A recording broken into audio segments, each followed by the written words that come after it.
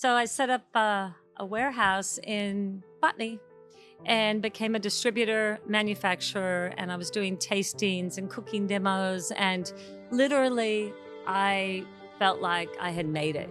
You know, setting up businesses, entrepreneurship, all of that is not for the faint-hearted. You know, I made a lot of mistakes and there was a lot of pain. And, you know, you never stop growing. The whole ethos around Straight to the Source was, yes, educating the chefs, but also giving farmers and producers a platform to connect with the audience they want to connect with, right? And do it in a very organic, authentic way. That's how I do it from a chef's point of view, is I keep my finger on the pulse of what's happening. Like right now, spaghetti squash is coming through, right? That is the coolest ingredient on the planet. It's one of my favorite. And so all the centers are gonna have it. And you know, you cook it, it's tasty, it's dramatic, it's got theater. They're gonna love the strand, you know, to create the strands. So I think it's about just really being in touch with your supply chain. I mean, going to culinary school as a older female student who had a career in the food industry was, you know, I had to fight for my pots and pans. I was really kind at first. It's like, oh, no, you go ahead. No, you go ahead. And I'm like, no, forget it. I am getting in there and I'm going to just fight for what I need. Sometimes chefs will be chefs and then they may go on and do something else and then they may loop back.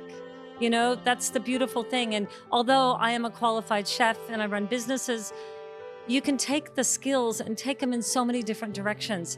So if I'm talking to somebody who's the up and coming talent, follow your passion, follow the cuisine you like, push yourself, you know, be resilient, and also put yourself out there because you only get one shot and you should take it.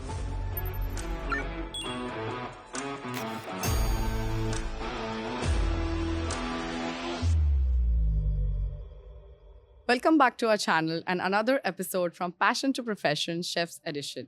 Today we have Chef Tawnya with us to share her inspiring story of almost 3 decades in this industry. She is a food expert and a co-founder of Straight to the Source. So let's welcome Chef Tawnya. Hi, how are you? Hello, good morning. I'm well. Thank you for having me. It's a great pleasure to have you here. So Tawnya, you have had a long career in this industry. Can you tell us how it started and what made you interested in food? Well, okay. How much time do we have? No, I'm joking. Yes, I love the title Passion to Profession because my career in the food industry did start in food, but it's taken other pathways. So I guess we want to start where it all began in Oregon, in America, where I was born and raised. So I grew up in a small town and always, from as long as I can remember, was interested in cooking, but also interested in how things were grown and made. You know, when you go in the supermarket and you see products on the shelf or in the freezer and you go, how did that come to be? Or even lettuce, you know, how did that go from the soil to the farm to on a truck so at a very young age, I was always really interested in that sort of thing. But my parents were divorced and my mom was an amazing cook and she made everything from scratch. And we had, you know, a berry patch and a veggie garden and it was amazing. My father, who I would go back and forth, I'd open the freezer and there'd be stacks of TV dinners, you know, Swanson TV dinners. And I would pick what I was having for dinner by the dessert that was on offer. Was it an apple pie or was it a brownie? And then, you know, I'd pop it in the oven and then I'd start to analyze and go, how did this all get in this little foil tray? And, you know, it was just, I was intrigued.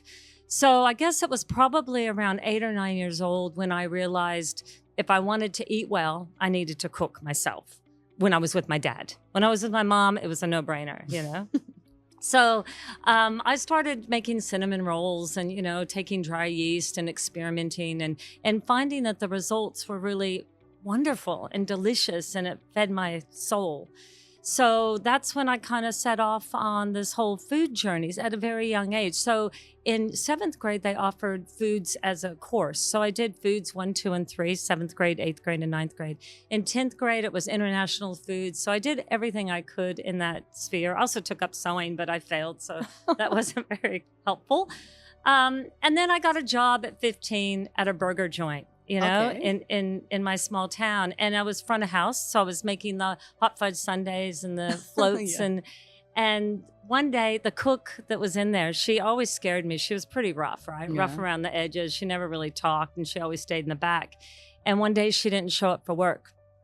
And so the owner came to me and he said, "Hey, Tawnya, can you just step in while I go and find another cook?"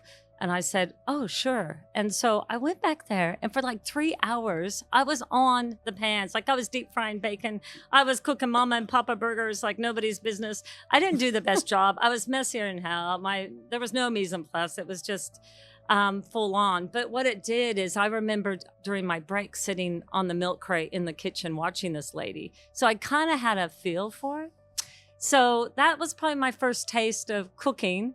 And I survived that day. He never asked me to come back and do it again in the back, mind you.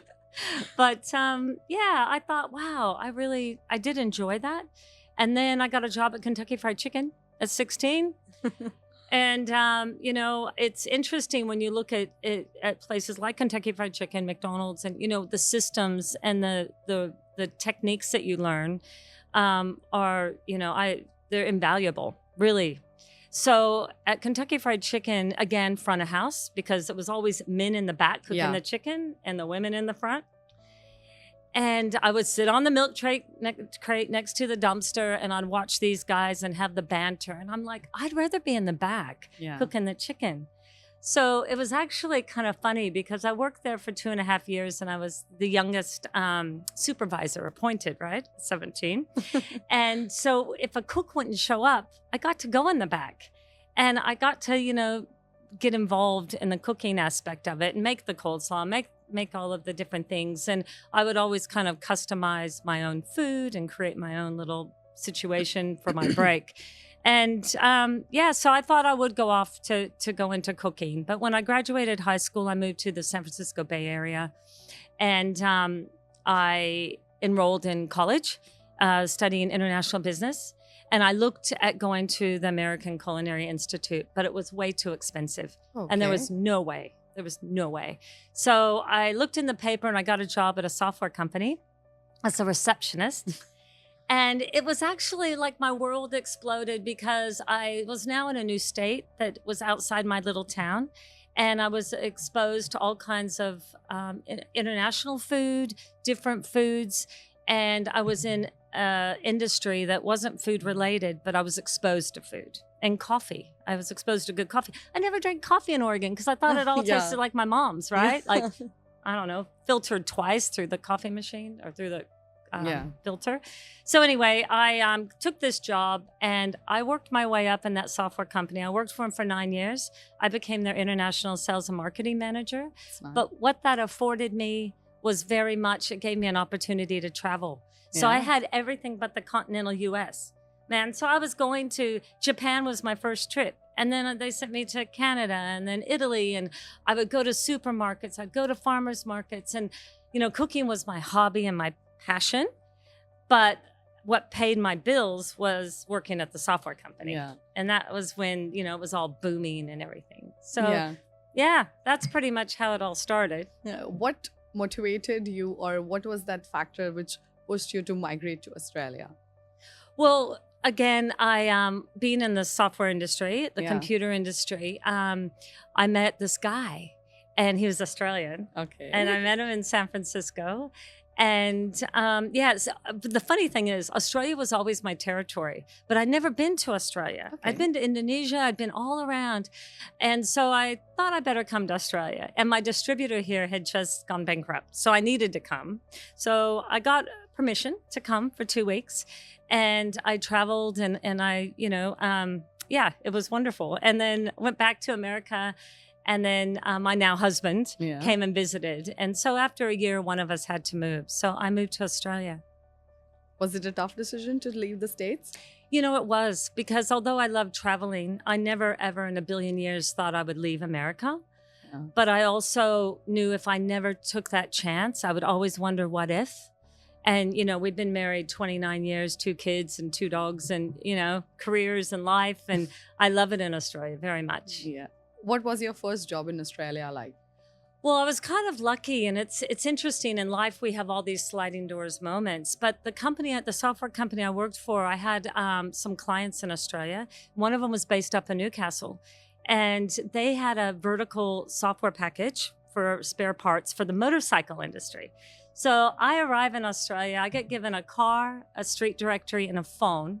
And my job is to travel around New South Wales to all the motorcycle shops, to Kawasaki, Yamaha, and sell them a software package. And yeah, it was pretty bizarre because that wasn't really, I was in a like corporate corner office in San Francisco dealing in a different vibe. But I like motorcycles, and it was interesting. But what I found was a real turning point for me is I was out at Richmond Motorcycles, and I bought some eggs on the side of the road. And I pulled over, and I thought, surely I can use my business knowledge and my sales and marketing skills and go into the food industry, which I live, eat, and breathe as a hobby, instead of software. I wasn't really into it. By now, I was just like kind of done. Yeah. So I pulled out a piece of paper and I wrote my first business plan. And that business plan was called, the company was called the Condiment Connoisseur. And in San Francisco, whenever I go to a party or a tailgate sporting event or anything, I was bringing the condiments because I made them all from scratch, or the dips, you know. And so I sat down and I wrote a plan. And my plan was very much looking at the Australian marketplace and seeing where the gaps were. And I knew garlics were a gap in Australia because back then we didn't grow many garlics. Now we're talking 95, 96. 97 you started the business, right? Yeah. I started in 96. I started my plan in 96, but I started the business technically in 97. Yeah. And because you have to do research, right? Right. So I researched and I found gaps, and the other was in mustards because we only had a few here. I drove to Mudgee Mustards. They had amazing mustards, but I needed something that would be food service and retail focused and quite gourmet. So I flew to America.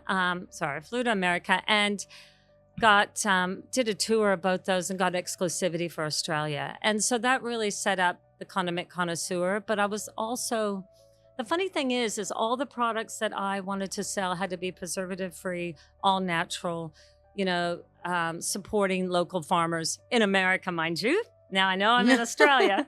And I was looking for American style seafood sauce. And I couldn't find any in America that didn't have sodium benzoate or preservatives in them. And at the time, like even now, you can buy beaver mustard and Ingelhofer and all of that. And that's all made at Beaverton Foods. And now it's legal. But back then it wasn't. Okay. So it was interesting learning all of that.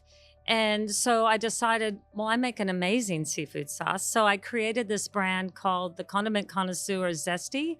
And there were two types of seafood sauces, tomato based with horseradish, mustard seed, Worcestershire, that sort of thing. So I started making it fresh. And one of my first clients was Blackwattle Deli down at the fish markets. And I was given an opportunity to sell my products there fresh. And I felt like this huge door had opened for me because it gave me a platform to meet the community and get feedback and then tweak my recipe. And so I was literally making it, spraying adhesive labels on 200-gram containers, slapping it on, cooling it down, taking it in, and selling it that way until I outgrew my kitchen. Yeah. And then I found a contract manufacturer.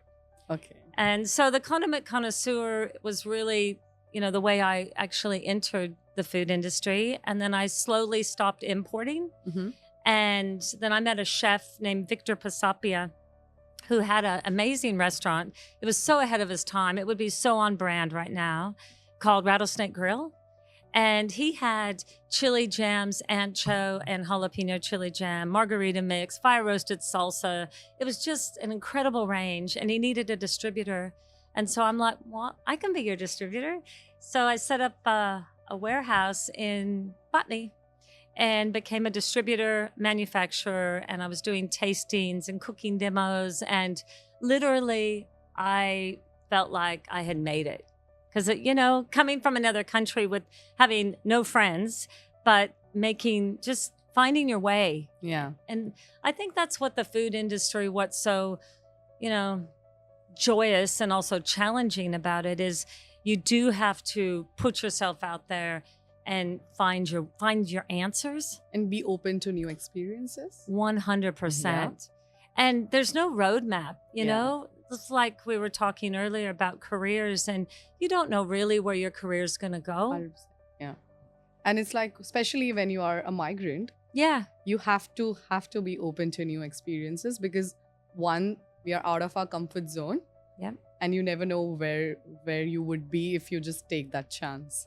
Exactly. Yeah. Exactly. Or you sit and wonder what if. Yeah, what if? Yeah. And you don't do anything. Yeah. Yeah. Yeah. No, setting up businesses, entrepreneurship, all of that is not for the faint-hearted. I made a lot of mistakes, and there was a lot of pain. And you never stop growing, So I think it's important to share your story. That's why it is, wonderful to be on here with you to share my story. What was your first, like, after working with Condiments, did you get a chance to work in the Australian kitchen, like maybe a restaurant or a fine dining? Yeah. Or a hotel? How was it like? So with the Condiment Connoisseur, what was interesting about that is there was a point when I had a stand at Fine Food, and I was doing the cooking demos. And I really felt like I was just on the cusp of and I had a baby on my hip, and, and I had done it all myself from scratch and made a lot of mistakes. But it was there that I realized, from a business owner's point of view and a chef's owner's point of view, or a chef's point of view, you need to listen to your body and you need to pace yourself. So at 32, I was down at the fish markets. I was also catering a big New Year's bash, 99 2000 millennial bash. And it was very high end. And I was so excited about it. My mom was here from America, and my daughter was almost 4. And anyway, the day before Christmas Eve at Blackwattle Deli, I was also working Christmas Eve at 4 a.m. But before that, I went to the doctor, and I was diagnosed with invasive breast cancer. Okay. So my whole world just went, and it was horrific. But the interesting thing about that is I was in such shock at 32. Really? I'm living my best life. Yeah. I'm in the industry I love. I can imagine. I've made all these wonderful friends. People like my product. And I was, so it was pretty tough. So I went back home, and the next morning I drove the fish markets at 4 a.m. And it was so hard. I had bags anyway. I was born with bags under my eyes, but I had serious bags under my eyes. And I got there, I start setting up, and I smash a bowl, and all these people just want to buy their stuff for Christmas. And I'm like, my world's coming to an end. So I call one of my team, and she came earlier and took over. So it was from there I retreated, and I had to cancel my catering job. And went into 2000 not knowing if I was going to live or anything. And so that year, I really just retreated, but I was very much the face of the business. And what I realized, a big lesson, is when you are the face of the business and you're so passionate about it and you love what you do and you're so proud of it, when you step back, often that goes away. So I noticed the sales were going, not doing as well. And then there was a business who saw an opportunity, and they contacted me and they asked if they could buy me. And as much as I never set up the Condiment Connoisseur to sell, I knew I needed to focus on my health. Yeah. So I sold the business, and I still had to support it, but I kept the formula. So to this day, I still own the formula in my seafood sauces, which is nice. And I sold that business, focused on my health, and realized I never wanted that to happen again. But I started consulting to other small producers on the side. Yeah. So I started a small little Tawnya Bahr food consulting business just to help them navigate that space, because I made a lot of mistakes, but I did a lot of things right. And I like, the idea of preventing other people from having that situation. So anyway, I did that. And then I was told I probably wouldn't have another child again either, because I had chemo, I lost all my hair, I had a mastectomy, I had a reconstruction, all that stuff. And that's shit, in and out of hospital. Yeah. It's so daunting. But on that journey, I did make some amazing friends that really supported me throughout that time. And so I had another baby. So I did get pregnant. I did have another baby. And I realized with my first baby, because I was building the Condiment Connoisseur, I had her on my hip the whole time and all that. And so being so grateful to have now my son, who's 22, was just extraordinary. So that I didn't take that lightly. So I was very selective about any work I did do. So I took myself off to culinary school. So Interesting. yeah. So it was interesting because I went to Le Cordon Bleu. Yeah. And I decided, it was funny because when I think back at my younger self at 18, when I told my mom I wanted to go to culinary school, and she's like, I don't think so. I think you need to go to college and that sort of thing. And then when I took myself off as an adult with 2 children, with a successful business under my belt, had gone through a medical situation, it was such a luxury. When those doors shut, my work, my family, everything were behind me, and I could indulge in the expertise that was Le Cordon Bleu. And I just absolutely cherished that time. And there were other people in my cohort who were there for different reasons. But for me, I wanted that formal training because I had been working as catering and working with chefs. And a lot of them are like, why do you need to go to culinary school, Tawnya? You're fine. But I needed that piece of paper, and I also needed it for my mental health to learn. So I did finish that up. And then when I came out of that, I also decided it was a great idea to enroll for my master's of gastronomic tourism because I was always interested in culinary tourism. And I think that went back to my sophomore days, being able to travel. And I had to find my own food tour that was at a high level that would really appeal to me.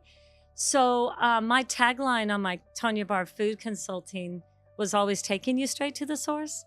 And so it was at that time, again, I pulled out a piece of paper and I thought, I'm not going to carry inventory ever again. Yeah, I knew all these things I didn't want to do. Those were learnings from your last business. Yeah. And so I wrote a business plan that I could have December and January off. Wouldn't run any tours for chefs in December and January. Create a business model called Straight to the Source to give all chefs and people like me an opportunity to be looked after and to leave their kitchens and go and have a high level experience that money can't buy, and give them an opportunity to connect with each other, as well as if they can take in as little or as much, and we aren't selling anything. Right. So it's not like we're hosting them because they're clients. We're hosting them because they want to come on a journey we've created for them. And so that's how Straight to the Source 14 years ago was started. That's wonderful. How did you want the Straight to the Source to help farmers and food producers? Well, the whole ethos around Straight to the Source was, yes, educating the chefs, but also giving farmers and producers a platform to connect with the audience they want to connect with, right? And do it in a very organic, authentic way. And working with farmers, I mean, I've been doing it since I was developing my condiments. I ran around to find the horseradish grower so I could use fresh horseradish. And, you know, that's always been close to my heart. And that starts from Oregon days. Yeah. And so working with Australian producers and also farmers market tours. Again, Victor Pasapia, it was really funny. When I was driving here this morning, I was thinking about this conversation and different mentors and different chefs that influence your life. And, you know, he's a chef, he's a restaurateur, and he really did impact my life in a lot of ways. And Fox Studios, they were having a food and wine festival, and they knew I was in the food industry. They knew I shopped there because that's how I feed my family to this day. And Victor was working there, and they asked him to do some things and asked me to do a tour, and Lindy Milan and Pete Evans. It was all happening. So it was 20 years ago this year I started running farmers market tours, and for the public, for just general public. And yeah, it's just amazing because I think once you understand how ingredients are grown, that value proposition is SMIC. Yeah. You know, it's there. And then you're making a decision from an educated, you know, place. So supporting that will always run through every business, every work, everything I do, whether it's food consulting or running the tours or advisory work or whatever. It's who I am. Yeah. What are some of the biggest challenges Australian farmers are facing, and how can the food industry support them? What do you think on that? Oh, gosh. There's lots of challenges. You know, weather, obviously, logistics is always a challenge.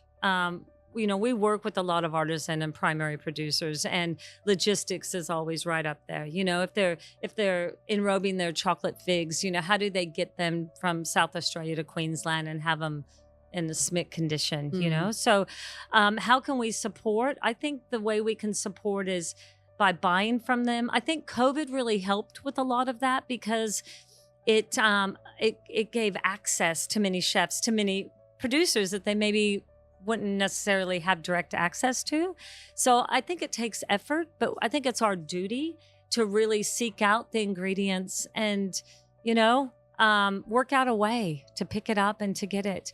I've ordered my prime rib, for example, from a farmer in Canberra, and she's this is personal. This isn't for the restaurant or for the orchard, but, she's bringing it up and I'm going to buy it from her. So there are ways. Yeah. You just have to think outside the box a bit.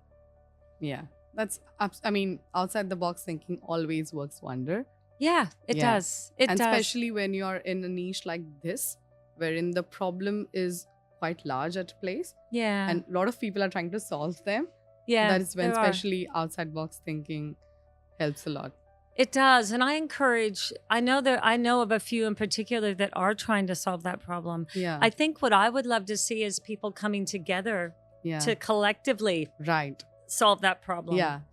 What I find, because I do wear a few hats and, being a chef myself, we haven't talked about that yet, but if you want to touch on the orchard, early learning centers. Of course. That's our next week. I'm going to touch on that as well. Okay. Obviously. Well, but I'm always struggling with that because, with Straight to the Source, it's all about shortening that connection and really driving that relationship. But as a chef and as a group executive chef of 6, soon to be 7 kitchens, commercial kitchens feeding children 0 to 5 meals a day, 5 days a week. Yeah. It is a balance. I would love to be able to support the local, lettuce grower in Kirrawee as well as the one up near St. Ives. But I've got to be really smart about how that works from a commercial perspective. Right. So since we touch based on Orchard Learning Center, so you design healthy meals for kids. And as you mentioned, 5 meals a day for kids. So how do you make sure the food is healthy, seasonal, and of course exciting because it's for the kids? Exactly. That is my job. And I love the challenge so much. So I write the menus and then and I write all the recipes. And I do work with the New South Wales Munch and Move, and dietitians. So my menus all get approved because they have to have so much protein, so much vegetables, so many grains, dairy, what have you, in each week.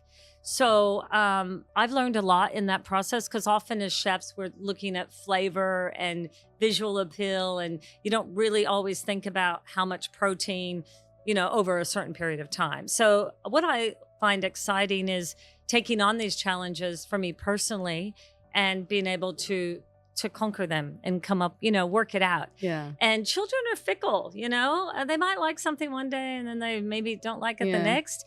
And I love that. And I love their honest feedback. They will say, Chef Tawnya, this risotto,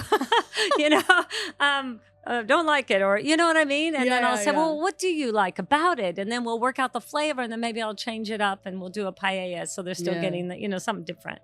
But I love it, and working with the chefs. So all the chefs in all of our kitchens all come from restaurants, hotels, they're all formally trained, they're fabulous, and they're there because they like cooking in a beautiful kitchen, commercial kitchen with great ingredients, feeding the tough critics, but amazing customers, and in a good environment. And I love that. I love nurturing a really healthy environment. Why is teaching children about healthy food so important? Well, we are what we eat, right? Yeah. And I will say, as a chef, I've had many a days when I've been doing catering jobs where I'm sitting on the couch having a glass of red wine, a piece of chocolate cake at 1 a.m, right? That's not necessarily what you should be doing. Yeah. And often we're the ones that don't eat, or, so I think children, if we can teach them really good habits and also open their mind, because we are so multicultural, And each of our centers are in different areas in Sydney, and there's different, demographics and cultures. And I find that exciting. And that's what I like to embrace in my menus. Right. So I think you just need to, embrace it and give variety. Right. And also they are what they eat. And if they know where it comes from, because we have chickens, we have, a snack garden, we grow veggies. So we may not grow enough for the kitchens, but if I know we're harvesting, for example, globe artichokes out of our garden, and then I can buy a box of them and we can cook them, and then I can go through and we can go to the heart together and make a little dip. Like, that's cool. Yeah. Then they can educate their parents. Yeah, the other way around. Yeah. Yeah. So talking about variety, as you mentioned that you moved from America to Australia. You didn't get a chance to like directly work in the kitchen in the States, but still you worked in KFC and a burger joint there. Yeah. And you tried a lot of food. So what is that distinguishing factors that you find in these two cultures when it comes to food? Well, I'm not going to talk about Kentucky Fried Chicken because I don't think I've ever been in one in Australia, and that's not how I necessarily. So I don't know. I imagine the systems and everything are the same, but I have worked in kitchens in Australia. But the kitchens we run at the Orchard are run very much like restaurant kitchens. So I don't really know how to compare them, but what I can say, I think we are so lucky in this country by the quality of ingredients that we have access to, and being able to sustainably use it all up. I mean, we're making powders, we're doing all kinds of things in our kitchens for early learning. We're really setting the bar quite high for that space, because often there's a misconception that it's packaged food or it's, cheese and rice crackers, and that's just not the case. So it does take effort and it takes resource, but in the long run, it definitely pays off. Yeah. So, and how is the food different there and here? Like, what are the cultural differences that you found in the food that's served in America or that's been loved in America and in Australia? Well, if you look at trends, often they will start in America and then they'll eventually, move to the make world. it here. Yeah. And unfortunately, a lot of the food trends in America, I'm not a big fan of, Okay. So I don't know. When I first moved here, it was really interesting. My suitcase was always full of food that I thought I just needed from America. And a lot of it was Mexican ingredients. Okay. Right. So it was like corn husks and chipotle chilies and jalapenos and ancho powder and all these sort of things. Now we have all of this here. So was it not there back there? It wasn't in Australia. Okay. Yeah. Because now you find everything. Now you find everything. And, we grow so much here. If you look at the truffle industry in Australia, it's been going, I think, almost 30 years now. Started out in Tassie. But, we grow A-grade, beautiful Perigord truffles. We grow avocados. We grow wasabi. We grow saffron. Like, there's a lot of olive oil industry off the charts, man. I mean, right now it's really difficult for an olive oil industry because of supply and yield. But, quality is amazing. So I don't really need to bring anything back from the States. I used to bring Old Bay seasoning back in Tabasco, but I can get that here too. So I don't know. I try not to compare. I guess I've lived here a long time. Yeah. And I live, eat, and breathe Australian food industry and supply chain and growers, and I just want to stay in my lane there. Yeah. So sustainability is a big part of your work. Yeah. How do you bring it to the menus and the projects that you work on? Well, it's relationships. So I have a fabulous relationship with our fruit and veggie providor. Pete will call me and he'll say, "Hey, Tawnya, I've got a bunch of cauliflower. It's a little bit damaged because of the sun or whatever." I say, "We'll take it," and then we'll make cauliflower rice, and it's being agile. So that's how I do it from a chef's point of view, is I keep my finger on the pulse of what's happening. Like right now, spaghetti squash is coming through, right? That is the coolest ingredient on the planet. It's one of my favorite. And so all the centers are going to have it. And, you cook it, it's tasty, it's dramatic, it's got theater. They're going to love to create the strands. So I think it's about just really being in touch with your supply chain. Yeah. So what role do you think the food industry can play or should play in protecting the environment or having sustainable food practices? every single one of us, whether we're at home or we're in our commercial kitchen or our business, has a role to play. And I don't think you can turn a blind eye to it. It is so important.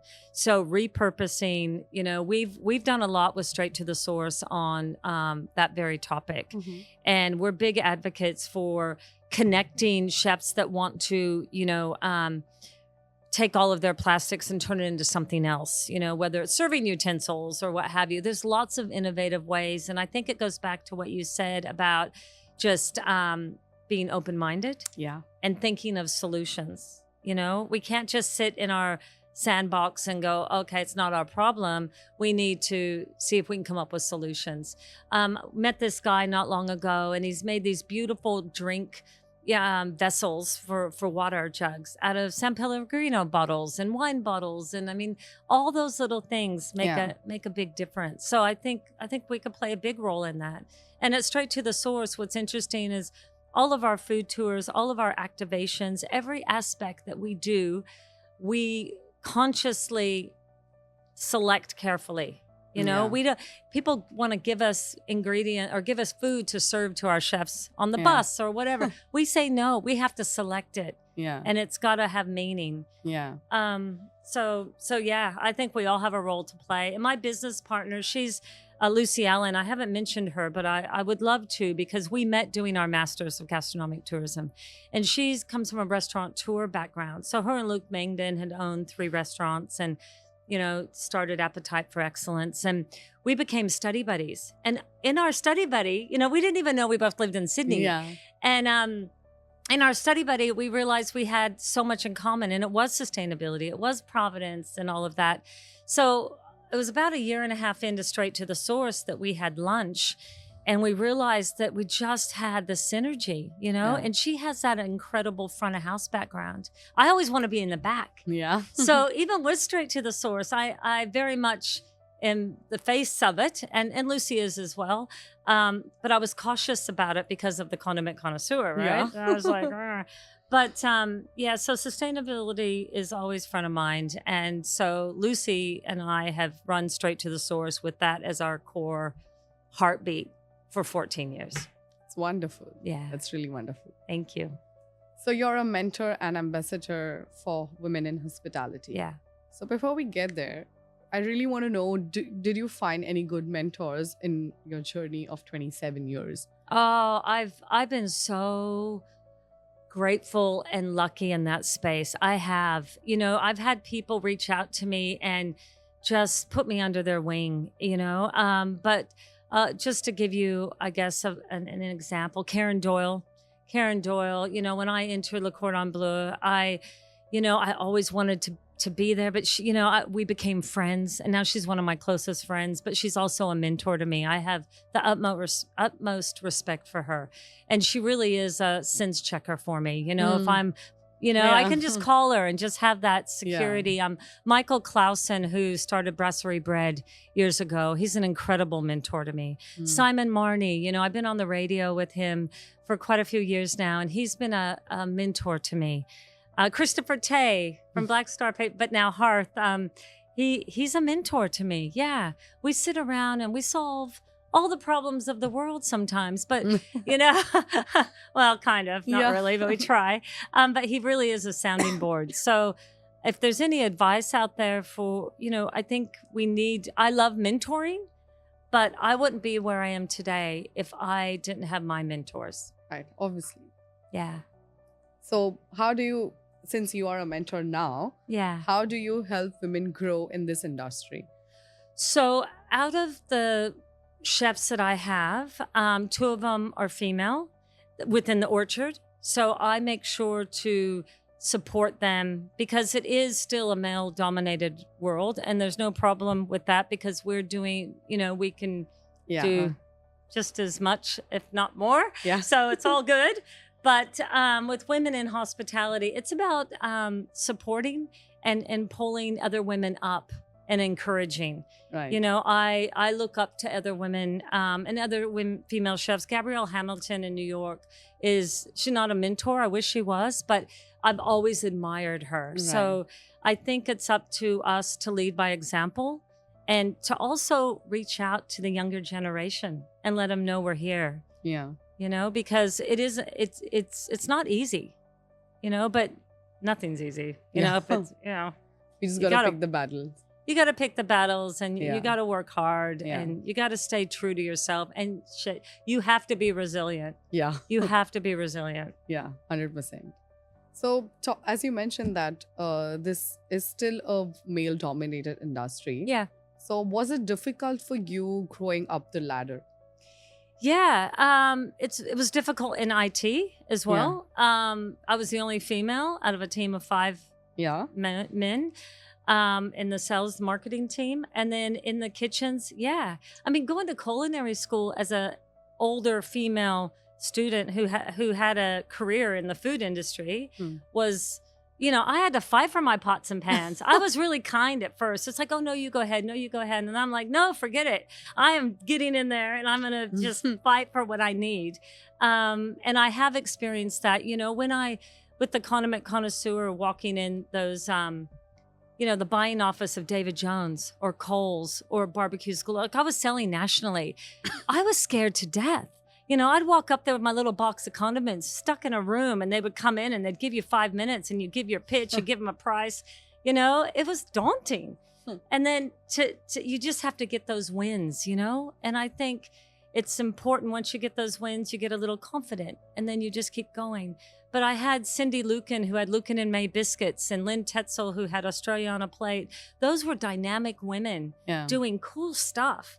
And I had the luxury of getting to know them and kind of learning from them. So, yeah, I think I continue to face it. In the motorcycle industry, going around then, I went from suits with short skirts to jeans, and you had to pick your audience.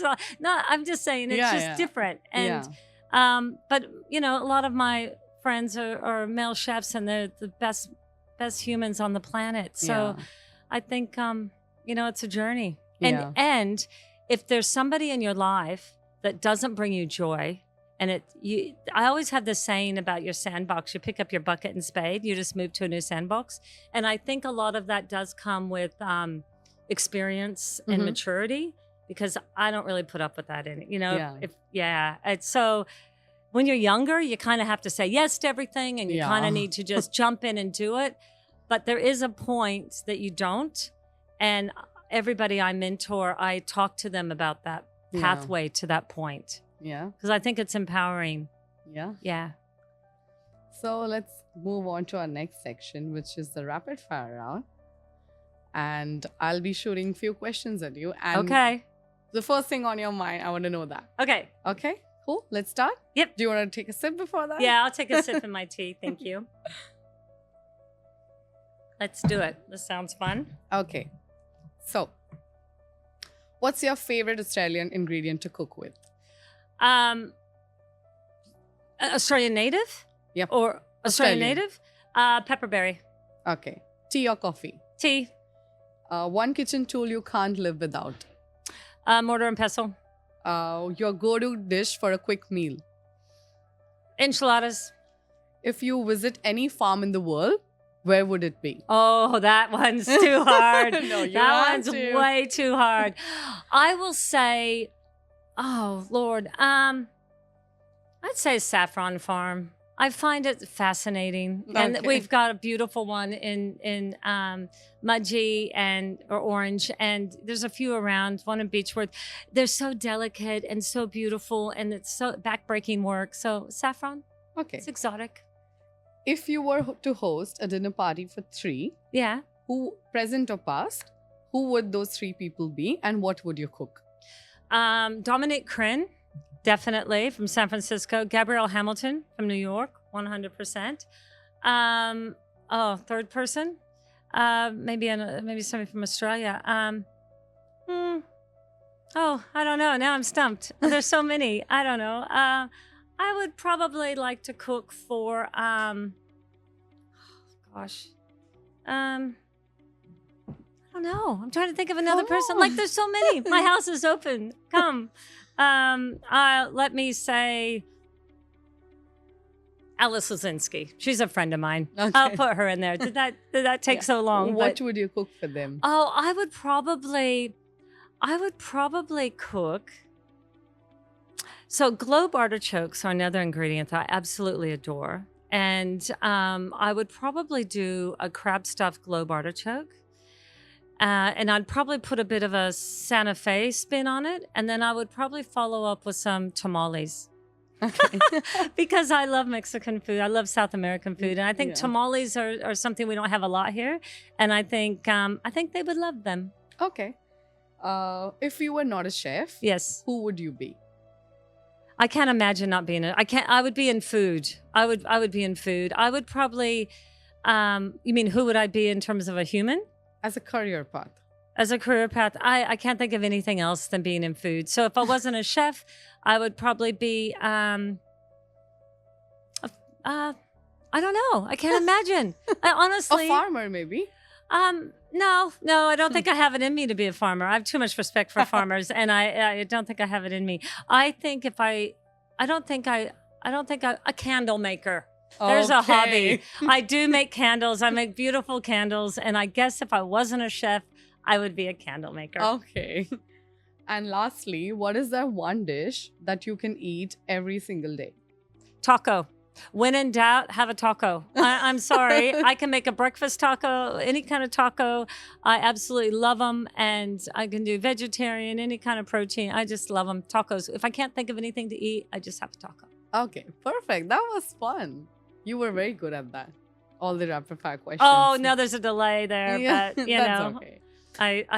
I want to be sincere and I got to think about it. Yeah. Towards our last bit of the podcast, what advice would you give to the young chefs and food professionals starting out in this industry?